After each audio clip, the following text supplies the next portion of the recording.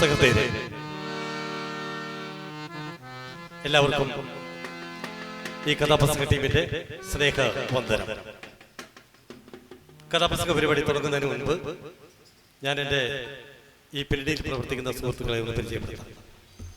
ഇവിടെ നിന്ന് ഹാർമോണിയം വായിക്കുന്നത് വിജയൻ കേളകം എന്നറിയപ്പെടുന്ന എൻ്റെ പ്രിയപ്പെട്ട സുഹൃത്താണ്.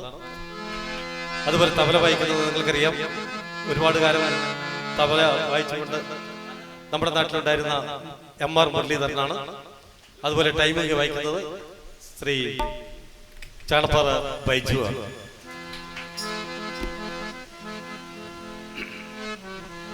പ്രിയമുള്ളവരെ,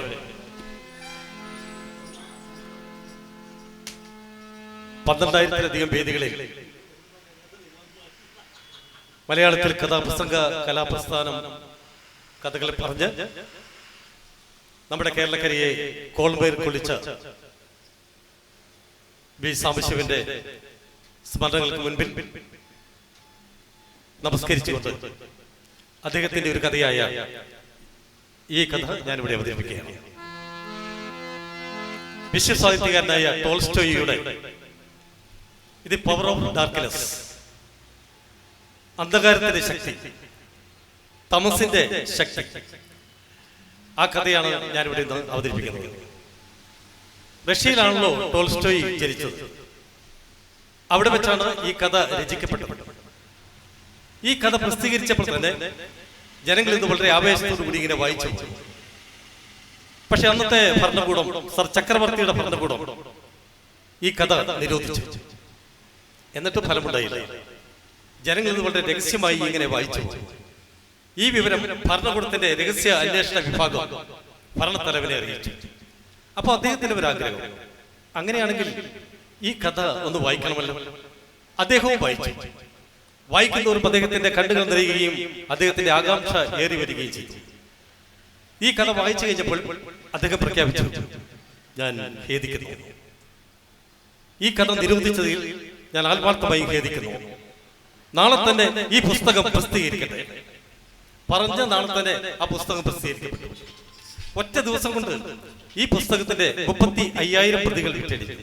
ഒരുപക്ഷെ ലോകത്തിൽ ഒരു പുസ്തകവും ഇത്രമാത്രം വിറ്റഴിക്കപ്പെട്ടിട്ടുണ്ടാവില്ല. അതാണ് ഇത് പവർ ഓഫ് ഡാർക്ക്നെസ്, അന്ധകാരത്തിന്റെ ശക്തി, തമസിന്റെ ശക്തി. ഈ കഥയിലെ കഥാനായികയുടെ പേര് സ്വീകരിച്ചുകൊണ്ട് ഞങ്ങൾ തുടങ്ങുന്നു കഥ. അനീസ്യ. പുഷ്പിത ജീവിത വഴിയിലോ അപ്സര സുന്ദരി ആണനീസ്യ. പുഷ്പിത ജീവിത വഴിയിലോ അപ്സര സുന്ദരി ആണനീസ്യ. അനീസ്യ അവൾ സുന്ദരിയാണല്ലോ. സൗന്ദര്യം വളർന്ന് ആരാധന ചെന്ന് വെക്കുമല്ലോ. കണ്ടിട്ടില്ലേ ഇങ്ങനെ വാലുവാലെ പോകുന്നത്? അനീസ്യാണെങ്കിൽ അപ്സരസാണ് താനും. അപ്പൊ പിന്നെ ആരാധകരുടെ ഒരു അയ്യരുകളിയായിരിക്കും. ഇല്ല, ഇവിടെ സംബന്ധിച്ചിടത്തോളം ആരാധകരില്ലാതാവനീതൻ ആരോമൻ നായികയാവനീസ്യ. ആരാധകരില്ലാതാവനീതൻ ആരോമൻ നായികയാവനീസ്യ. പുഷ്പിത ജീവിത വഴിയിലോ അപ്സര സുന്ദരിയാണനീസ്യ. അനീസ്യക്ക് ആരാധകരില്ല. അതുകൊണ്ടാണ് തോന്നുന്നു ദാഹമേ തീവ്ര ഹൃദയദാഹം സാഹിത്യം സാഹിത്യം വാണനീസ്യ. ദാഹമേ തീവ്ര ഹൃദയദാഹം സാഹിത്യം സാഹിത്യം വാണനീസ്യ.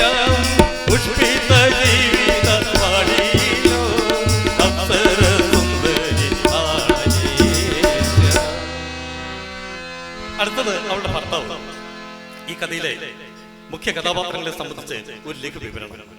അത് നിങ്ങൾക്ക് ഈ കഥ മനസ്സിലാക്കുന്നതിനും എനിക്ക് കഥ പറയുന്നതിനും ഉപകാരമാണ്. അതുകൊണ്ട് പറയുകയാണ്. അവളുടെ ഭർത്താവ് ദാണ്ട് ചുമ്മാവനും അല്ല, എടുത്തോണ്ട വെറുതെ കിടപ്പല്ല, കിടക്കുന്ന കട്ടിലോടെ എടുത്തോണ്ടാ വരുന്നത്.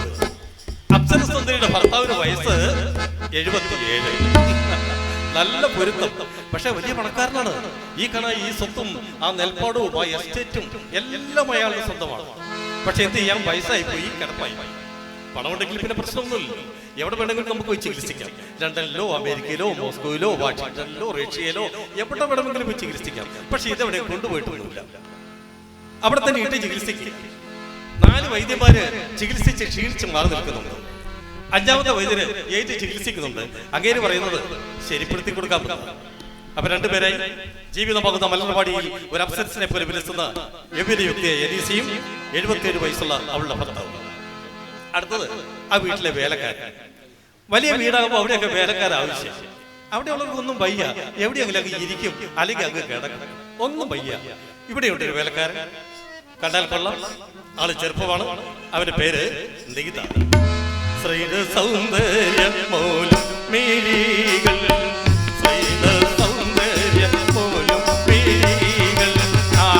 അവന്റെ കണ്ണ് പെണ്ണുങ്ങളുടെ കണ്ണ്.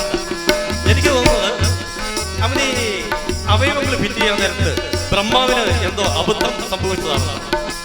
കണ്ണ് ഫിറ്റ് ചെയ്യാൻ നേരത്ത് ബ്രഹ്മാവ് കൈയിട്ടത് പെണ്ണുങ്ങളുടെ കണ്ടിരിക്കുന്ന പെട്ടിക്കകത്തോ മറ്റോ ആയിപ്പോയി. അല്ല പിന്നെ ഇങ്ങനെ വരാൻ പറ്റിയില്ലല്ലോ.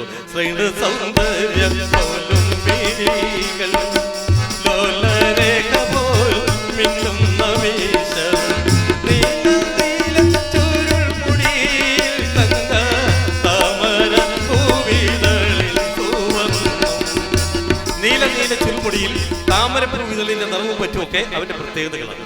സൗമ്യഭാവം അർത്ഥത്തിന്റെ പ്രകൃതമാണ്. സൗമ്യഭാവം ഭക്തി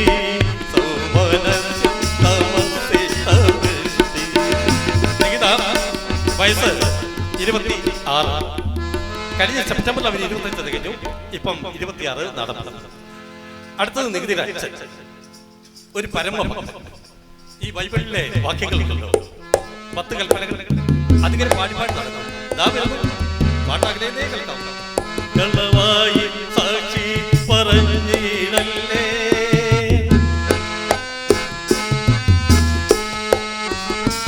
കൊലപാതകം നിങ്ങൾ ചെയ്യരുതേ,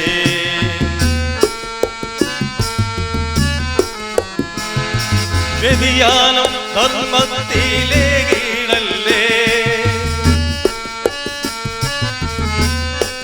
വ്യഭിചാരം ചെയ്യാനൊരുങ്ങരുതേ.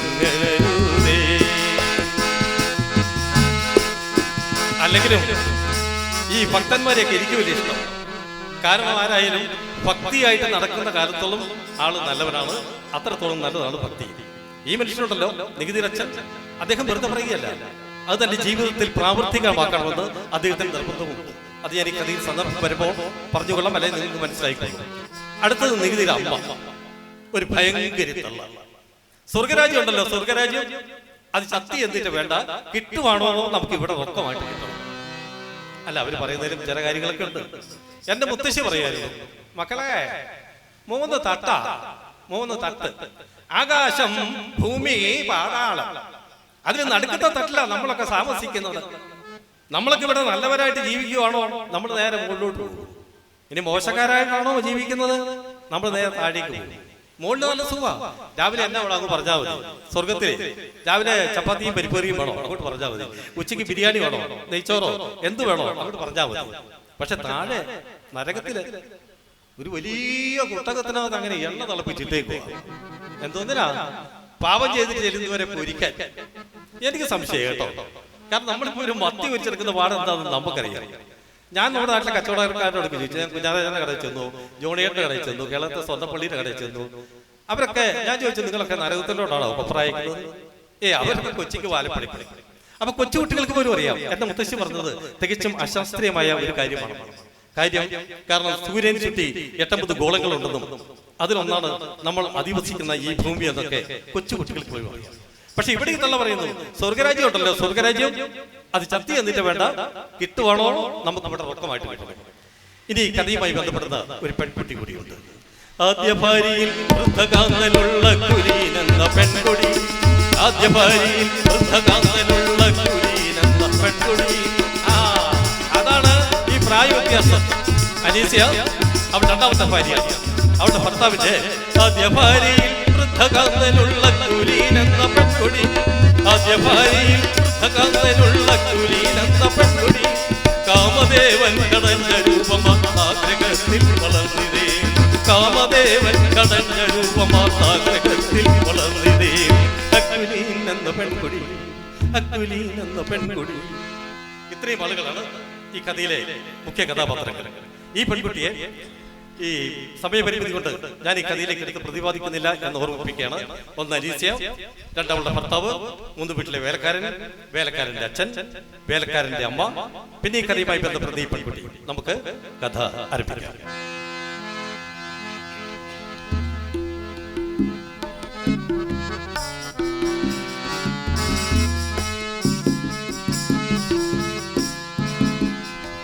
ആ വലിയ വീടിന്റെ പൂമണിമേടയിൽ നിന്നും അതൊരു ഗാനം ഒഴുകി വരും. ശ്രദ്ധിച്ചാൽ നമുക്കത് കേൾക്കാം.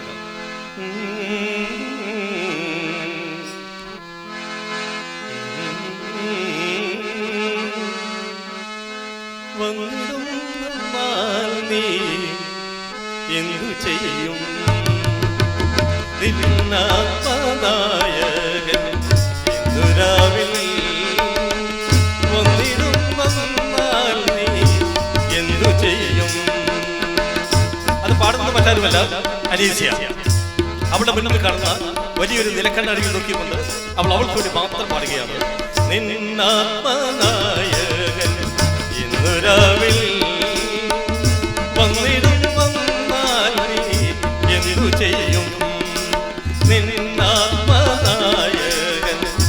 ഇന്നുരാവിൽ വന്നിടും വന്നാൽ നീ എന്തു ചെയ്യും. നിന്നാത്മനായകൻ എന്നുരാവിൽ വന്നിടും വന്നാൽ നീ എന്തു ചെയ്യും. തന്റെ മുൻപിൽ കണ്ണാടിയിൽ നോക്കി സ്വന്തം രൂപത്തോട് ചോദ്യങ്ങൾ ചോദിക്കുന്ന അവൾ ഇടയ്ക്കിടയ്ക്ക് തൽപ്രഭു നീ തമ്പിരിയാം അവളുടെ ഗ്രഹം വെളിയിലേക്ക് നോക്കി. തൽപ്രഭു നീ തമ്പിരിയാം അവളുടെ നൽഗ്രഹം വെളിയിലേക്ക് നോക്കി. വളരെ ഉത്കണ്ഠയോടെ അവൾ പുറത്തേക്ക് നോക്കും. വീണ്ടും അവൾ കണ്ണാടിയിൽ ചെന്നെടുക്കും.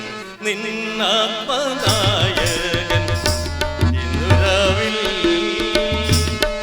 വന്നിടും വന്നാൽ നീ എന്തു ചെയ്യും.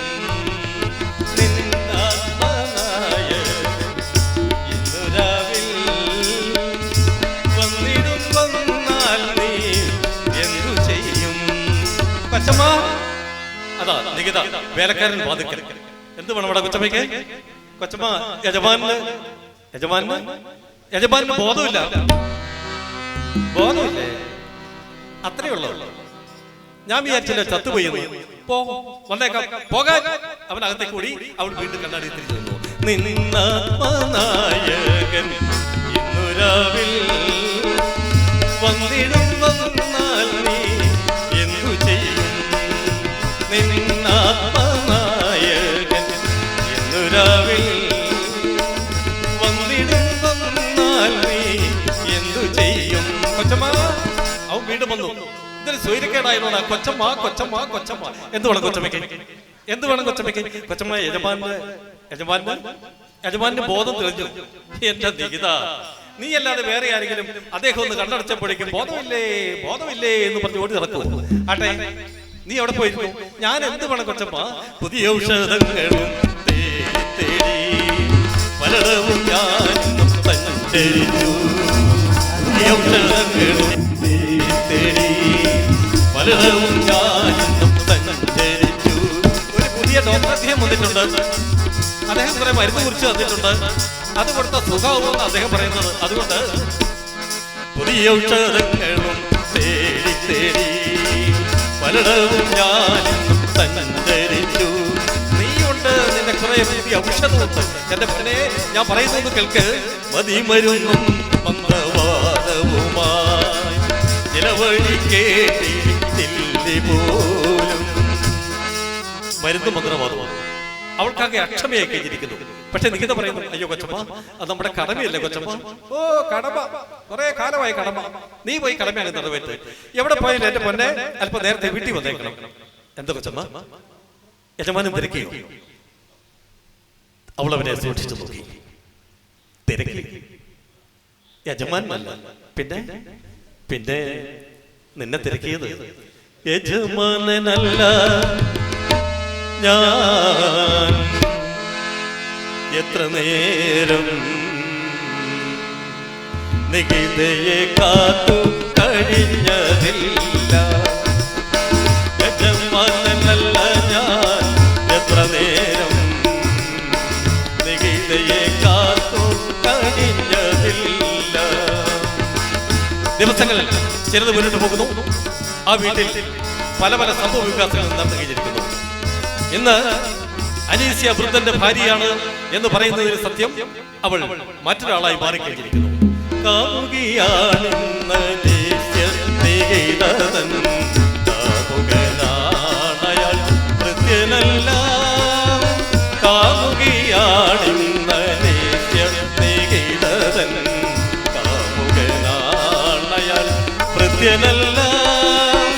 കാമുകിയാണവൾ ആയുവ കോവളന്തൻ ഓമന സങ്കൽപ്പ നാടിയല്ലോ. കാമുകിയാണിന്ന ദേശീയ നികിതൻ കാമുകനാണയാൾ കൃത്യനല്ല. രോഗി അവിടെ കണ്ട് വിളിക്കാറുണ്ട്, അനീസ്യ ഒന്നും കൂടി തിരിഞ്ഞു നോക്കിയിട്ട് പോയി കളയൂ. കാണാൻ കൊതിച്ചയാൾ കേണിരുന്നീടിലും കാണാൻ കൊതിച്ചയാൾ കേണിരുന്നീടിലും കാണാൻ ലഭിക്കാറില്ലോ മലാളേ. കാമുകിയാണിന്ന ദേശീയ സ്നേഹിതൻ കാമുകനാണയാൾ പ്രത്യനല്ല. അന്നൊരു സന്ധ്യാനേരം അനീസ്യ നികിതയുമുണ്ട് ആ പൂന്തോട്ടത്തിൽ. അനീസ്യ ഒരു ചാരുവഞ്ചിൽ ഇരിക്കുന്നു. നികിത അടുത്ത് നിൽക്കുന്നു. അനീസ്യ വിളിക്കുന്നു, നികിത വാടാ, ഇവിടെ ഇരിക്കണ. വേണ്ട കൊച്ചമ്മ, ഞാനിവിടെ നിന്നോളാം. എടാ ഇവിടെ വന്നിരിക്കണ. വേണ്ട കൊച്ചമ്മ, ഞാനിവിടെ നിന്നോളാം. കൊച്ചമ്മയല്ലടാ, വല്യമ്മ. നീ എന്നെ എന്റെ പേര് വിളിച്ചാൽ മതി. എന്നെ നീ കൊച്ചമ്മ എന്ന് വിളിക്കണ്ട. നീ എന്നെ പേര് വിളിക്കുന്നത് എനിക്ക് ഇഷ്ടം. അനീസ്യ എന്ന് വിളിക്കുന്നത് ഇഷ്ടം. വിളിച്ചേ, എന്റെ പേര് വിളിച്ചേ, ഞാൻ കേൾക്കട്ടെ. അവന് കഴിയുന്നില്ല. കാരണം അവൻ അവിടെ വന്ന കാലം മുതൽ അവൻ അവിടെ കൊച്ചമ്മ കൊച്ചമ്മ എന്ന് വിളിച്ച് ഇങ്ങനെ ശീലിച്ചതാണ്. അവന് കഴിയുന്നില്ല. അവൻ നിർബന്ധിക്കുന്നു, അനീസ്യ എന്ന് വിളിക്കാൻ നിർബന്ധിക്കുന്നു. അവസാനം അനീസ്യ ആ പൂന്തോട്ടത്തിലൂടെ ഒന്ന് ചുറ്റി നടന്നു.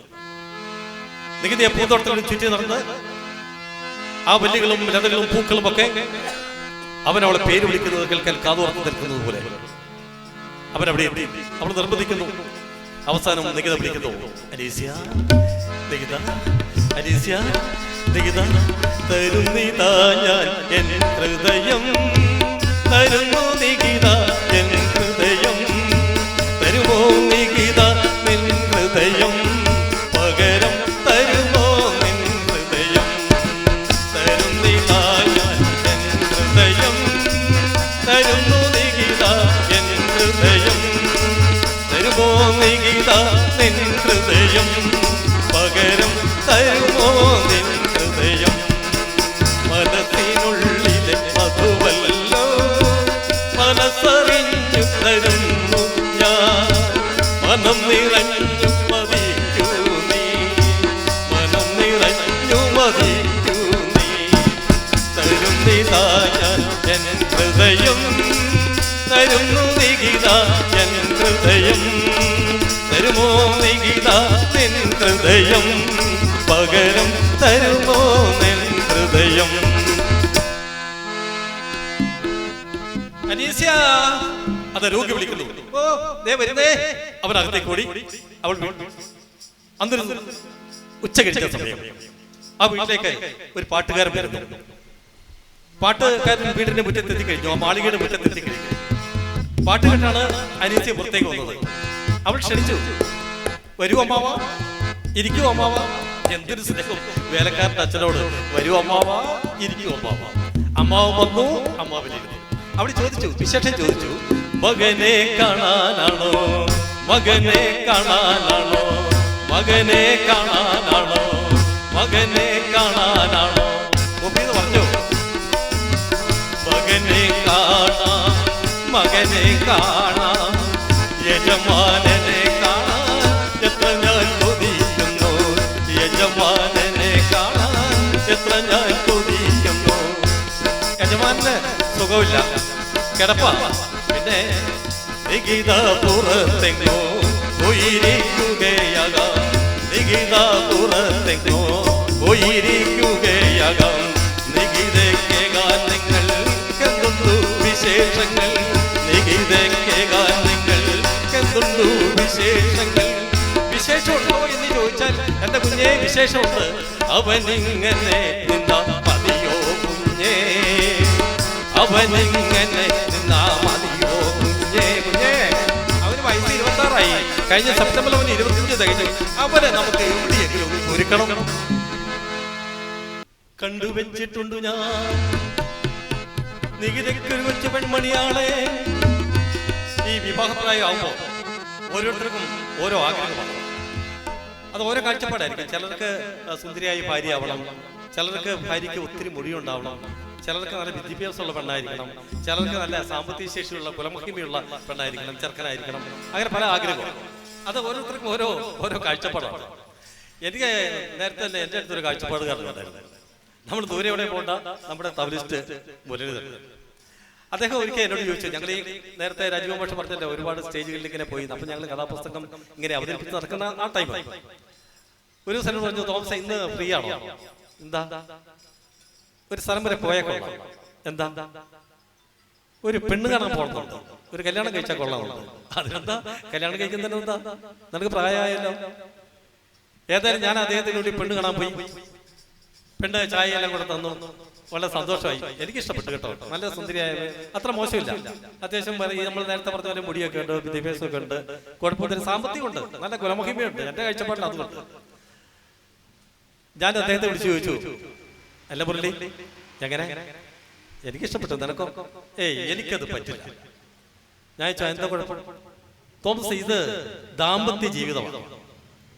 ഈ ദാമ്പത്യ ജീവിതത്തിനിടയ്ക്ക് പല പൊരുത്തക്കേടും ഉണ്ടാവും. ഇനിയിപ്പോ ദാമ്പത്യ ജീവിതത്തിനിടയ്ക്ക് പൊരുത്തക്കെട്ടുണ്ടായി, അവൾ എന്നെ ഒന്ന് തല്ലണമെന്ന് പരിപാടി ഇട്ടാല് ഞാൻ ഇറങ്ങി ഓടിയാൽ അവൾ പുറകെ വരരുത്. അവൾക്കൊരു 90 കിലോ തൂക്കം ഉണ്ടാവണം. ഞാൻ നല്ല സൈക്കിൾ വിട്ട പോലെ പോകണം, അവള് നല്ല കാളവണ്ടി വരുന്ന പോലെ ഇങ്ങനെ വരണം. ഓരോ കാഴ്ചപ്പാടാ, ഓരോരുത്തർക്കും ഓരോ കാഴ്ചപ്പാടാ. ഇതാ മൂപ്പിന്ന് വന്നിരിക്കുന്ന ഒരു കാഴ്ചപ്പാടുകാരൻ കണ്ടുവച്ചിട്ടുണ്ട് ഞാൻ. കേട്ടോ കുഞ്ഞേ, നികിതയ്ക്കൊരു കൊച്ചു പെൺമണിയാളെ. നമ്മളൊക്കെ വേദപുസ്തകത്തിലെ വാക്യങ്ങൾ അനുസരിച്ച് വേണം കുഞ്ഞെ ജീവിക്കാൻ. അവൾക്കത് ഇഷ്ടപ്പെടുന്ന കാര്യമല്ലോ. അവളുടെ കാമുകിന് വേണ്ടി കാമുകിന്റെ അച്ഛൻ വേറൊരു വിവാഹാലോചനയുമായി വന്നിരിക്കുന്നു. അവളെ മുറിയിൽ കയറി വാതിലടച്ച് കളഞ്ഞു. കുഞ്ഞേ, അനീസ കുഞ്ഞേ, എനിക്ക് യജമാനെ ഒന്ന് കാണണമല്ലോ. സാധ്യമല്ല. കുഞ്ഞെ, എനിക്ക് യജമാനെ ഒന്ന് കാണണമല്ലോ. സാധ്യമല്ലെന്ന് പറഞ്ഞില്ലേ, നിങ്ങൾക്ക് പോകാം. ആ വൃദ്ധൻ അപമാനിതനായി ആ വടിയെ താങ്ങി ഇറങ്ങി നടക്കുന്നു. പോകുമ്പോഴും അദ്ദേഹം പാടുന്നുണ്ട്, ധനികനൊരിക്കലും സാധ്യമാവിൽ അണയുവാൻ തൂക്കത്തിൽ എന്ന സത്യം.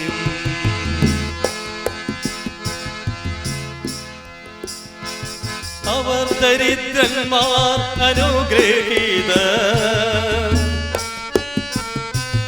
അവരുടെ ഈശ്വരന്റെ രാജ്യം, അവരുടെ രാജ്യം. ആ വൃദ്ധൻ പാട്ടുപാടി ആ വൃക്ഷത്തലപ്പുകൾക്ക് അപ്പുറത്ത് പറഞ്ഞു. നികിത തിരിച്ചു വന്നു, യജമാനന് മരുന്ന് കൊടുത്തു. എടാ, കുറെ കാലമായില്ലയോടാ മരുന്ന് കഴിക്കുന്നു, സുഖമാവുന്നില്ലല്ലോടാ.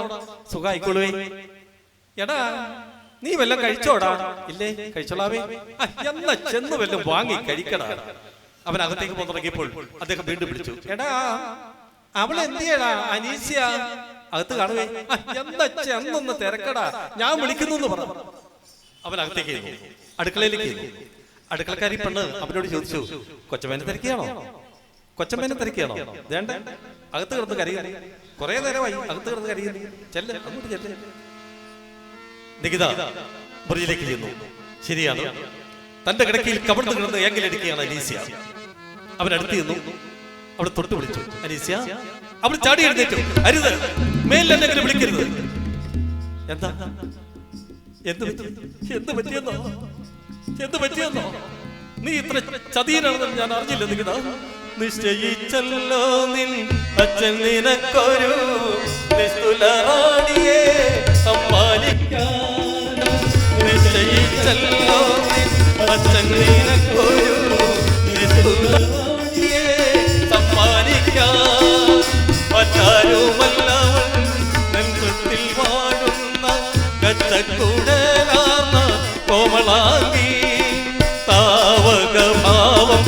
തനിപ്പതേ കോമലാൾ താമസിക്കേണ്ടിന്നു തന്നെ ചെല്ലോ ഭവാൻ താമകഭാവം തനിപ്പതേ കോമലാൾ താമസിക്കേണ്ടിന്നു തന്നെ ചെല്ലോ ഭവാൻ.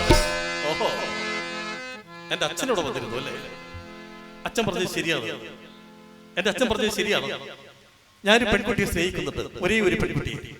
അതാരാണെന്ന് അനീസിക്ക് അറിയണ്ടേ? അതാരാണെന്ന് അറിയണ്ടേ? നീയാണ് അനീസി. നീയാണ് നിന്നെയാണ് ഞാൻ സ്നേഹിക്കുന്നത്. നീയാണ് എന്റെ ഹൃദയത്തിലുള്ളത്. മതി, രണ്ടുപേർക്ക് സന്തോഷമായി. അതിന്റെ പിറ്റേ ദിവസം ഒരു സ്ത്രീ അവിടേക്ക് വന്നു. മറ്റാരുമല്ല, നികുതിയുടെ അമ്മ.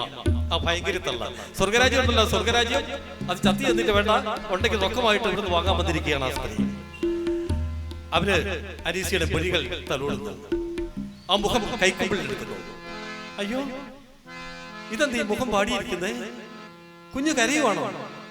ഓ എന്റെ ദൈവമേ, അത് ഞാൻ കിടപ്പായിട്ട് കാലം എത്രയായി. ഈ കുഞ്ഞിന് സമാധാനം കൊടുക്കുന്നില്ലല്ലോ. അത് ഞാൻ എന്റെ സ്വർഗത്തിലേക്ക് ഉടലോടെ വിളിച്ചേക്കണേ. ഇത് ആകാരച്ചിലല്ലോ. ഓ, എന്റെ മൂപ്പീന്ന് ഇവിടെ വന്നു കാണും. അങ്ങേരെ അവൾ പറയുന്നത് അവിടെ ഒരു തെണ്ടി പെണ്ണിനെ എന്റെ മോൻ നികിത കല്യാണം കഴിക്കണമെന്ന്. ഞാൻ പറഞ്ഞ പറ്റിയല്ല. എന്നാൽ അങ്ങേര് പറഞ്ഞു, എടീ പാവങ്ങൾ അനുഗ്രഹീതരാകുന്നു. അപ്പൊ ഞാൻ പറഞ്ഞു കൊടുത്തു, എന്നാ പിന്നെ എടുത്ത് കഴുത്തേലോട്ട് കെട്ടിത്തൂയിക്കോ. ഇല്ല കൊച്ചേ, നടക്കത്തില്ല. ഞാൻ സമ്മതിക്കത്തില്ല. എന്റെ കൊക്കിന് ജീവനുണ്ടെങ്കിൽ ഞാൻ സമ്മതിക്കത്തില്ല. പിന്നെ ഞാനിന്ന് മോളെ കാണാൻ വന്നത്, അവര് മടിയിൽ നിന്നും ഒരു ഔഷധപ്പതി കയ്യിലെടുത്തിട്ട് അവളുടെ പനിനീർപ്പൂക്കൾ പോലുള്ള കൈത്തരത്തിലേക്ക് വെച്ചു കൊടുത്തു. ഇതൊരു ഔഷധമാണ്. യജമാനു കൊടുക്കും. കുറെ കാലമായാലോ ഇവിടെ കിടക്കുന്നു, കൊടുക്കുക. ഒരു നുള്ളു മതി, ഒരു നുള്ള്. വല്ല ചായയിലോ കാപ്പിയിലോ വെള്ളത്തിലോ അങ്ങോട്ട് കലക്കി അങ്ങോട്ട് കൊടുക്കുക. കലക്കി കൊടുക്കുക. സുഖമായിക്കോളും. മോക്ക് രക്ഷപ്പെടുകയും ചെയ്യാം. അവൾ ആ മരുന്നിലേക്ക് നോക്കി നിൽക്കുകയാണ്. ആ തള്ള വീണ്ടും പറയുന്നു, മോഹങ്ങളെല്ലാം പൂചൂടുമല്ലോ മോളെ ഞാൻ ചൊന്നതു കേൾക്കൂലേ. മോഹങ്ങളെല്ലാം പൂചൂടുമല്ലോ മോളെ ഞാൻ ചൊന്നതു കേൾക്കൂലേ. മോളെ ഞാൻ ചൊന്നതു കേൾക്കൂലേ. മോളെ ഞാൻ ചൊന്നതു കേൾക്കൂലേ. തള്ള പോയി. ദിവസം 3-4 കഴിയുന്നു. അതാ തെരുവിലൂടെ ഒരു വിലാപയാത്ര നീങ്ങുന്നു. അനീസിയുടെ അഭൃതനായ ഭർത്താവ് മരിച്ചു. എത്ര വേഗത്തിലാണ് കാലം മുന്നോട്ട് പോകുന്നത്. നാഴികക്കല്ലിൽ നിന്നും നാഴികക്കല്ലിൽ ചെന്ന് നാളുകൾ കാൽ വെച്ചെത്തി വത്സരങ്ങളിലോളം. നാഴികക്കല്ലിൽ നിന്നും നാഴികക്കല്ലിൽ ചെന്ന് നാളുകൾ കാൽ വെച്ചെത്തി വത്സരങ്ങളിലോളം. ജീവിതത്തിൻ്റെതായ നാഴിക വട്ടിക്കുള്ളിൽ, ജീവിതത്തിൻ്റെതായ നാഴിക വട്ടിക്കുള്ളിൽ ജീവിതം സ്വൈര്യം കാലം വീണുകൊണ്ടിരിക്കുന്നു. ജീവിതം സ്വൈര്യം കാലം വീണുകൊണ്ടിരിക്കുന്നു. അനീസിയുടെ ഭർത്താവ് വെച്ചിട്ട് 4 വർഷങ്ങൾ പിന്നിട്ടിരിക്കുന്നു. അവളുടെ ഭർത്താവിന്റെ മരണശേഷം അനീസിയ ആ വീട്ടിലെ വേലക്കാരനെ നികുതിയെ അവളുടെ ഭർത്താവായി സ്വീകരിച്ചു. തന്റെ ഭർത്താവ് പണക്കാരനായിരിക്കണമെന്ന് നിർബന്ധമുള്ള അനീസിയ ഈ കാണായ സ്വത്തുക്കൾ മുഴുവനും, എസ്റ്റേറ്റും നെൽപ്പാടും ഈ കാണുന്ന സ്വത്തുക്കൾ മുഴുവനും അവളുടെ പേരിലേക്ക് എഴുതി കൊടുത്തു. ഇന്ന് ഈ സ്വത്തുക്കളുടെ മുഴുവൻ അവകാശി നികുതിയാണ്. അങ്ങനെ സന്തോഷകരമായ അവരുടെ ജീവിതം. മാദക നൃത്തങ്ങൾ ആടിയും പാടിയും കാലം കഴിക്കുമാ കാമുകരെ. മാദക നൃത്തങ്ങൾ ആടിയും പാടിയും കാലം കഴിക്കുമാ കാമുകരെ. മെല്ലെ തഴുകി തലോടി സുഖിപ്പിച്ചു. മെല്ലെ തഴുകി തലോടി സുഖിപ്പിച്ചു. നല്ല കാലത്തിൻ കലാകുലികൾ, നല്ല കാലത്തിൻ കലാകുലികൾ. അനീസിയെ വിവാഹം വീണ്ടും കഴിച്ചിട്ട് 4 വർഷങ്ങൾ കഴിഞ്ഞെങ്കിലും അവർക്ക് കുഞ്ഞുങ്ങളുണ്ടായില്ല. നമുക്കറിയാം, പണ്ട് കാലത്തൊക്കെ കല്യാണം കഴിഞ്ഞ് ആദ്യത്തെ വർഷം തികയുന്നതിന് മുമ്പ് ഒരു കുഞ്ഞു പിറക്കും. 2ാമത്തെ വർഷം ആകുമ്പോഴേക്കും ഒരു കുഞ്ഞും കൂടി പിറക്കും. അങ്ങനെ ഒരു 5-8 കൊല്ലമൊക്കെ ആകുമ്പോഴേക്കും ഒരു 10-14 കുഞ്ഞുങ്ങളൊക്കെ ആയിട്ട് സന്തോഷമായിട്ട് അങ്ങോട്ട് കഴിയും. പഴയ കാലത്ത് ഒരു സ്ത്രീ പറയുന്നത് ഞാൻ കേട്ടിട്ടുണ്ട്, ആ പെണ്ണുങ്ങൾക്ക് 14 മക്കളുണ്ട്. തോറ്റു മക്കളെ, തോറ്റു, എല്ലാത്തിനെയും കൊണ്ട് ഞാൻ തോറ്റു. പക്ഷെ മൂന്നാമത്തേനുണ്ടല്ലോ രാമോരൻ, അവന്റെ പേര് ദാമോദരൻ എന്നാണ്, പക്ഷെ തള്ള വിളിക്കുന്നത് രാമോരൻ എന്നാണ്. എന്റെ മൂന്നാമത്തേനുണ്ടല്ലോ രാമോരൻ, അവനെ കൊണ്ടിരിക്കും യാതൊരു ബുദ്ധിമുട്ടുമില്ല. രാവിലെ എവിടെയെങ്കിലും കൊണ്ടുവച്ച് വൈകുന്നേരം എടുത്തോണ്ട് പോന്നാൽ മതി. രാവിലെ എവിടെയെങ്കിലും കൊണ്ടുവച്ച് വൈകുന്നേരം എടുത്തോണ്ട് പോന്നാൽ മതി. വയറെടുത്ത് വടി വെച്ച് 2 കൈ കൈനും മൂടി വെച്ച് അവിടെ ഇരുന്നു. ഒരു 12 മണിയാകുമ്പോൾ കേൾക്കാം അമ്മാന്നൊരു വിളി. വിശപ്പ് തട്ടി എന്ന് സാരം. ഒരു ഇടങ്ങടി അരിയുടെ കഞ്ഞിയിൽ ഉപ്പ് ഒഴിച്ചാൽ കൊടുത്താൽ മതി, ഒരു കുഴപ്പമില്ല. പിന്നെ കുറച്ച് കഴിയുമ്പോൾ കേൾക്കാം അമ്മാന്നൊരു വിളി. ഒന്നും ആയില്ല എന്ന് സാരം. പക്ഷേ ഈ ദുഃഖങ്ങൾക്കിടയിലും ഈ ദുരിതങ്ങൾക്കിടയിലും ഈ പ്രയാസങ്ങൾക്കിടയിലും മുല കുടിക്കുന്ന കുഞ്ഞ് മുലക്കണ്ണു വിട്ട് അമ്മയെ നോക്കി ഒന്ന് ചിരിക്കുമ്പോൾ ആ അമ്മ എല്ലാ ദുഃഖങ്ങളും മറക്കും, എല്ലാ വേദനകളും മറക്കും, എല്ലാ സങ്കടങ്ങളും മറക്കും. ആ അനുഗ്രഹം, ആ സന്തോഷം അത് അനീസിയെ തരികയില്ല. എങ്കിൽ പോലും മാതക നൃത്തങ്ങൾ ആടിയും പാടിയും കാലം കഴിക്കുമാ കാമുകരെ മെല്ലെ തഴുകി തലോടി സൂചിപ്പിച്ചു, മെല്ലെ തഴുകി തലോടി സൂചിപ്പിച്ചു. നല്ല കാലത്തിൻ കരാകുലികൾ, നല്ല കാലത്തിൻ കരാകുലികൾ. അന്നൊരു സന്ധ്യാസമയം അനീസിയും നികിതയുമുണ്ട് ആ പൂന്തോട്ടത്തിൽ. നികിത ആ ചാരുവഞ്ചിരിക്കുന്നു, അനീസിയെ തൊട്ടടുത്തുണ്ട്. അവൾ പിന്നിലൂടെ വന്ന് അവന്റെ കഴുത്തിൽ കൈയിട്ടു. നികിത, എനിക്കൊരു കാര്യം പറയാനുണ്ടായിരുന്നു. എന്താ അനീസിയ? കുറച്ചു നാളായി ഞാനിത് നിങ്ങളോട് പറയണം എന്ന് ആഗ്രഹിക്കുക. എന്താ അനീസിയ? അവൻ അവളുടെ ഉദരത്തിലേക്ക് നോക്കി. ഇല്ല, അതൊന്നും അല്ല, വേറെയാ. എന്താ അനീസിയ? നിങ്ങളുടെ യജമാനി മരിക്കുന്നതിന് മുമ്പ് നിങ്ങളുടെ അമ്മ ഒരു ദിവസം വീട്ടിൽ വന്നു. എന്നിട്ട് ഒരു ഔഷധം എന്റെ കൈ തന്നു. എന്നിട്ട് നിങ്ങളുടെ യജമാനിന് കൊടുക്കാൻ. അതിനെന്താ? രോഗിക്ക് ഔഷധം കൊടുക്കട്ടെ. നിങ്ങളൊരു മണ്ടന, ഒന്നും തിരിയില്ല. ഞാനൊരു മണ്ടന, നീ കാര്യം പറ. നിങ്ങളുടെ അമ്മ എന്നെ ഏൽപ്പിച്ചത് അത് ഔഷധമായിരുന്നില്ല, അത് വിഷമായിരുന്നു. അനീസിയ, നീ നിന്റെ ഭർത്താവിനെ വിഷം കൊടുത്തു വന്നു. നീ ഒരു സ്ത്രീയല്ലടി, നീ ഒരു കാമാലികയാണ്. സ്വന്തം ഭർത്താവിനെ വിഷം കൊടുത്തു വന്ന നീ സ്ത്രീയല്ലടി, നീ സ്ത്രീയല്ല. എന്നെ സ്വന്തമാക്കാൻ നിന്റെ ഭർത്താവിനെ വിഷം കൊടുത്തു. എന്നെ സ്വന്തമാക്കാൻ നിന്റെ ഭർത്താവിനെ വിഷം കൊടുത്തു വന്നു. നാളെ എന്നിൽ സ്വന്തമായി ഒരുവരെ കണ്ടാൽ അവരെ സ്വന്തമാക്കാൻ നീ എനിക്ക് വിഷം തരില്ലേ? എനിക്ക് വിഷം തരില്ലേ? എനിക്ക് പേടിയാ.